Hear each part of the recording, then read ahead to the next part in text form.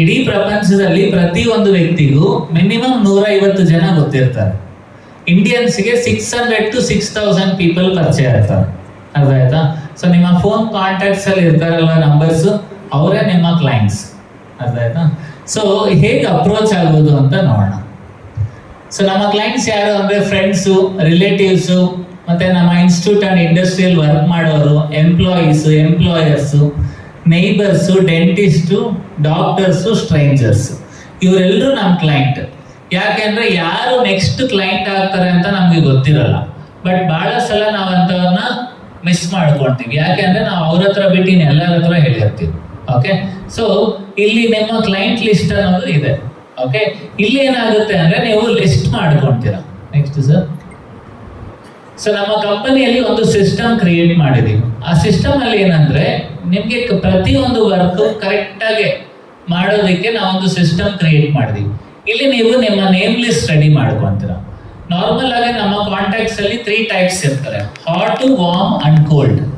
Hot ಬಂದು ನಮ್ಮ closest people, ಅಂದ್ರೆ ನಮ್ಮ ಮೇಲೆ ತುಂಬಾ ನಂಬಿಕೆ ಇರುವಂತವರು, ಮತ್ತೆ ನಮ್ಮ ಫ್ಯಾಮಿಲಿ ರಿಲೇಟಿವ್ಸ್ ಎಲ್ಲ ಹಾಟ್ ಕಾಂಟ್ಯಾಕ್ಟ್ಸ್ ಅಂತ. ಸೆಕೆಂಡ್ ಕ್ಯಾಟಗರಿ ಬಂದು ವಾರ್ಮ್, ಅಂದ್ರೆ ರೆಗ್ಯುಲರ್ ಆಗಿ ಪರಿಚಯದಲ್ಲಿರೋರು ಮತ್ತೆ ಜಾಬ್ ಅಲ್ಲಿ ಇರೋರು, ಇವರೆಲ್ಲ ವಾರ್ಮ್ ಕಾಂಟ್ಯಾಕ್ಟ್ಸ್.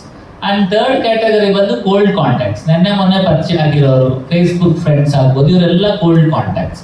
ಬಟ್ ಬಹಳ ಜನ ಮಾಡೋ ಮಿಸ್ಟೇಕ್ ಏನಂದ್ರೆ ಹಾಟ್ ವಾರ್ಮ್ ಬಿಟ್ಬಿಟ್ಟು ಕೋಲ್ಡ್ ನ ಇಟ್ಕೊಂಡು ಓದಾಡ್ತಾರೆ.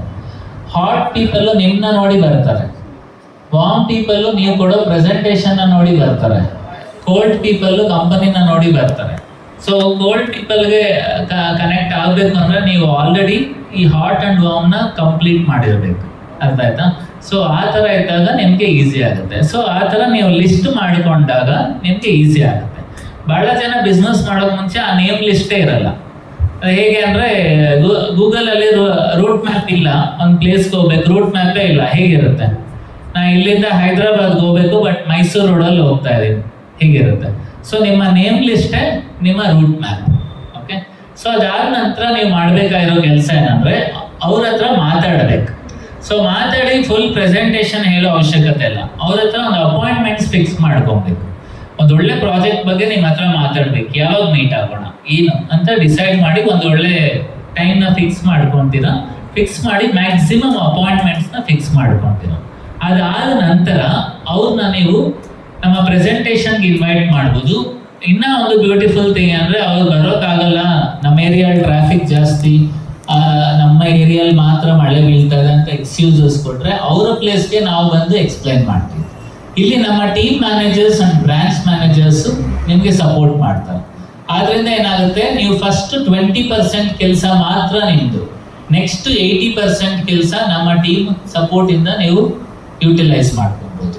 ಓಕೆ, ಸೊ ಒಂದ್ಸಲ ಟೀಮ್ ಮೀಟಿಂಗ್ ಈ ತರ ಫಿಕ್ಸ್ ಆದ್ಮೇಲೆ ಅಪಾಯಿಂಟ್ಮೆಂಟ್ಸ್, ನಂತರ ಪ್ರೆಸೆಂಟೇಷನ್ ಕೊಡ್ತೀವಿ. ಸೊ ಪ್ರೆಸೆಂಟೇಷನ್ ಆದ್ಮೇಲೆ ಅವ್ರಿಗೆ ಪ್ರೆಸೆಂಟೇಷನ್ ಎಲ್ಲ ಖುಷಿ ಆಯ್ತು, ನನಗೆ ಲೇಔಟ್ ಬಗ್ಗೆ ಎಲ್ಲ ಇನ್ಫಾರ್ಮೇಶನ್ ಸಿಕ್ತು ಅಂದಾಗ ನೆಕ್ಸ್ಟ್ ನಾವು ಸೈಟ್ ವಿಸಿಟ್ ಫಿಕ್ಸ್ ಮಾಡ್ತೀವಿ. ಸೊ ಸೈಟ್ ವಿಸಿಟ್ ಬರೋಕ್ ಮುಂಚೆ ಈ ಕಂಡೀಷನ್ಸ್ ಫಾಲೋ ಮಾಡಬೇಕು. ಫಸ್ಟ್ ಥಿಂಗ್ ಏನಂದ್ರೆ ಆಲ್ ಡಿಸಿಷನ್ ಮೇಕರ್ಸ್. ಬಹಳ ಸಲ ನೀವು ನೋಡಿರ್ಬೋದು, ಕೆಲವರು ಎಲ್ಲ ಸೈಟ್ ಎಲ್ಲ ರಿಯಲ್ ಎಸ್ಟೇಟ್ ಅಲ್ಲಿ ನಾಳಿದ್ದು ಸೈಟ್ ತಗೊಳ್ಳೋ ತರ, ಮನೆ ಕಟ್ಟೋ ತರ ಮಾತಾಡ್ತಾ ಇರ್ತಾರೆ. ನೋಡಿದ್ರೆ ಆ ಸೈಟ್ ಬೇಕಾದ್ರೆ ಅವ್ರ ಬಾಮೈದನ್ಗೋ ಯಾರಿಗೋ, ಅವ್ರ NRI, ಆ NRI ಇಂಡಿಯಾಗೆ ಬರೋಕೆ ಇನ್ನೊಂದು 5 ವರ್ಷ ತಗೊಳುತ್ತೆ. ಬಟ್ ನಾವು ಅವ್ರನ್ನ ಇಟ್ಕೊಂಡು ಓಡಾಡ್ತಾ ಇರ್ತೀವಿ. ಸೊ 5 ವರ್ಷ ಅವ್ರ ಎಂದೇ ತಿರುಗಿದ್ರೆ ಏನಾಗುತ್ತೆ ಆಗ. ಸೊ ಅದಕ್ಕೆ ಡಿಸಿಷನ್ ಮೇಕರ್ಸ್ ಸೈಟ್ ವಿಸಿಟ್ ಬಂದ್ರೆ ನಿಮ್ಗೆ ರಿಸಲ್ಟ್ ಬರುತ್ತೆ. ಯಾರ್ದೋ ದುಡ್ಡು ಯಾರೋ ಬಂದು ನೋಡ್ತಾರೆ ಅಂದ್ರೆ ವರ್ಕ್ ಆಗಲ್ಲ. ಸೊ ಅದು first thing. Second thing, fixed price, no negotiation. ಇಲ್ಲಿ ಏನು ಬಾರ್ಗೇನ್ ಅನ್ನೋದು ಏನಿರಲ್ಲ, ಯಾಕಂದ್ರೆ ಬೆಸ್ಟ್ ಪ್ರೈಸಸ್ ನಾವು ಕೊಡೋದು. ಆಮೇಲೆ ಚೆಕ್ ಲೀಫ್ ನ ಕ್ಯಾರಿ ಮಾಡ್ಬೇಕು. ಈ 3 ಕಂಡೀಷನ್ ಒಪ್ಕೊಂಡ್ರೆ ಸೈಟ್ ವಿಸಿಟ್ಗೆ ಫಿಕ್ಸ್ ಮಾಡ್ತೀವಿ. ಸೊ ಈ ತರ ಸೈಟ್ ವಿಸಿಟ್ ರಿಕ್ವೆಸ್ಟ್ ಫಾರ್ಮ್ ನ ಫಿಲ್ ಅಪ್ ಮಾಡಬೇಕು. ಸೊ ಸೈಟ್ ವಿಸಿಟ್ಗೆ ಫಿಕ್ಸ್ ಮಾಡ್ತೀವಿ. So every Sunday first half of the day site visit ಇರುತ್ತೆ. ಓಕೆ,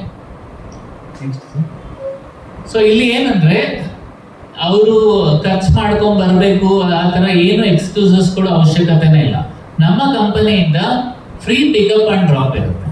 ಸೊ ಅವರು 10 ಜನ ಆಗ್ಬೋದು, 2 ಆಗ್ಬೋದು, 20 ಜನ ಆಗ್ಬೋದು, ನೋ ಲಿಮಿಟ್ಸ್. ಬಟ್ ಏನಂದ್ರೆ ಈ ಕಂಡೀಷನ್ಸ್ ಒಂದು ಫಾಲೋ ಆಗ್ಬೇಕು. ಸೊ 20 ಜನ ಅಂತೆ ಆಯ್ತು ಸರ್ ನಾನು ಒಂದು ಬಸ್ನ ಕರ್ಕೊಂಡ್ ಬರ್ತೀನಿ, ನನ್ನ ಮದುವೆ ಇದೆ ಬನ್ನಿ ಅಂದ್ರೆ ಬಂದ್ಬಿಡ್ತಾರೆ ಅಲ್ವಾ. ಸೊ ಆ ತರ ಕರ್ಕೊಂಡು ಹೋದ್ರೆ ಏನಾಗುತ್ತೆ, ಯೂಸ್ ಇಲ್ಲ. So productive work unproductive work easy ಆಗುತ್ತೆ. ಸೊ ಸೈಟ್ ವಿಸಿಟ್ ಈ ತರ ಇರುತ್ತೆ. ಸೊ ಎವ್ರಿ ಸಂಡೇ 100 ಜನ ಬರ್ತಾ ಇರ್ತಾರೆ ಸೈಟ್ ವಿಸಿಟ್ಗೆ, ಈ ತರ ಇರುತ್ತೆ. ಸೊ ಅಲ್ಲ ಸೈಟ್ ವಿಸಿಟ್ ಅಲ್ಲಿ ನೀವು ಲೇಔಟ್ ನೋಡ್ತೀರಾ, ಪ್ಲೇಸ್ ನೋಡ್ತೀರಾ, ಸುತ್ತಮುತ್ತ ಜಾಗ ಎಲ್ಲ ನೋಡಿ ನಿಮ್ಗೆ ಏನೇನು ಡೌಟ್ಸ್ ಇದೆ ಎಲ್ಲ ಕ್ಲಾರಿಫೈ ಮಾಡ್ಕೊಬೋದು ಅಲ್ಲಿ. ಅದಾದ ನಂತರ ನಿಮಗೆ ಫ್ರೀ ಲಂಚ್ ಪ್ರೊವೈಡ್ ಮಾಡ್ತೀವಿ. ಓಕೆ, ಸೊ ಎಲ್ಲ ಓಕೆ ಸರ್, ತುಂಬಾ ಚೆನ್ನಾಗಿದೆ, ನನಗೆ ಲೇಔಟ್ ತುಂಬಾ ಇಷ್ಟ ಆಯ್ತು, ಒಳ್ಳೆ ಪ್ರಾಜೆಕ್ಟ್ ಅಂತ ಹೇಳಿದಾಗ ಅವ್ರು ಚೆಕ್ ಲೀಫ್ ಕ್ಯಾರಿ ಮಾಡಿರ್ತಾರಲ್ವಾ, ಅದನ್ನ ಏನಕ್ಕೆ ಕೇಳೋದು ಅಂದ್ರೆ ಓಕೆ ಅಂತ ಹೇಳಿದ್ಮೇಲೆ 1 lakh ಅಡ್ವಾನ್ಸ್ ಕೊಟ್ಟು ಲೀಗಲ್ ಡಾಕ್ಯುಮೆಂಟ್ಸ್ ತಗೊಳ್ಬೋದು ನಮ್ಮ ಕಂಪ್ನಿಯಿಂದ. ಲೀಗಲ್ ಡಾಕ್ಯುಮೆಂಟ್ಸ್ ಅವರು ಎಲ್ಲಿ ಬೇಕೋ ಎನ್ಕ್ವೈರಿ ಮಾಡ್ಕೊಬೋದು. ಸೊ ಅವರು ಕಂಪ್ಲೀಟ್ ಅವ್ರ ಲಾಯರ್ ಹತ್ರ ತೋರಿಸಿ ಆಮೇಲೆ ಮೂವ್ ಆನ್ ಆಗೋದಕ್ಕೆ ಈಸಿ ಆಗುತ್ತೆ. ಡೇ 10 ಒಳಗಡೆ 25% of the total plot cost ನ ಪೇ ಮಾಡಬೇಕು. ಆಮೇಲೆ ವಿತಿನ್ 30 days ಬ್ಯಾಲೆನ್ಸ್ ಅಮೌಂಟ್ 75% ನ ಪೇ ಮಾಡಿರ್ಬೇಕು. ಸೊ ಅಂದ್ರೆ ಏನಾಯ್ತು, 30 days ಅಲ್ಲಿ ಪ್ರೊಸೀಜರ್ ಮುಗೀತು. ಇವಾಗ ಸೈಟ್ ನೋಡಿದ್ರೆ ಇನ್ನೊಂದು 2 ವರ್ಷ ಆದ್ಮೇಲೆ ಸೈಟ್ ತಗೊಂಡ್ರೆ ಆಗಲ್ಲ ಅಲ್ವಾ. ಸೊ ಇಲ್ಲಿ 30 days ಅಲ್ಲಿ ಪ್ರೊಸೀಜರ್ ಆಗುತ್ತೆ. ಆದ್ರಿಂದ ಏನಾಗುತ್ತೆ, ಫಾಸ್ಟ್ ಆಗಿ ನೀವು ಮೂವ್ ಆಗೋದಕ್ಕೆ ಹೆಲ್ಪ್ ಆಗುತ್ತೆ. ಸೊ ಎಲ್ಲ ಓಕೆ ಆದ್ಮೇಲೆ ರಿಜಿಸ್ಟ್ರೇಷನ್